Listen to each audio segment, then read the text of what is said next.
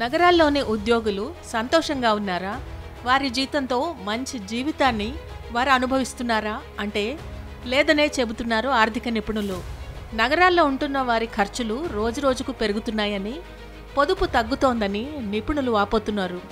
నగరవాసులు అప్పుల ఊబిలో ఇరుక్కుపోతున్నారని, నెలవారీ ఈఎంఐలు కట్టేసరికే వారి జీతం హరించుకుపోతోందని వారు వివరిస్తున్నారు.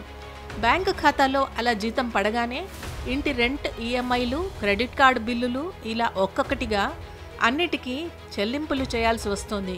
వాటన్నింటినీ కట్టాక చేతిలో ఎంత మిగులుతోంది అంటే ఏమీ లేదనే సమాధానమే వస్తోంది.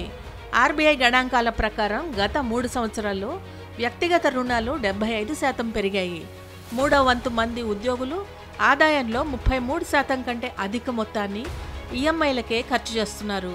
కొందరి విషయంలో ఈ మొత్తం 45% దాటుతోంది. నిపుణుల వివరాల ప్రకారం ఇప్పటికే 5 నుంచి 10% మధ్యతరగతి కుటుంబాలు పూర్తిగా అప్పుల ఊబిలో చిక్కుకున్నాయి.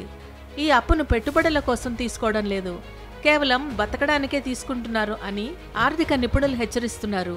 ఈఎంఐ చెల్లింపులు తగ్గించుకుని ప్రతి నెల కనీసం 500 రూపాయలతో సిస్టమాటిక్ ఇన్వెస్ట్మెంట్ ప్లాన్ సిప్లో ఆదా చేయాలని సూచిస్తున్నారు.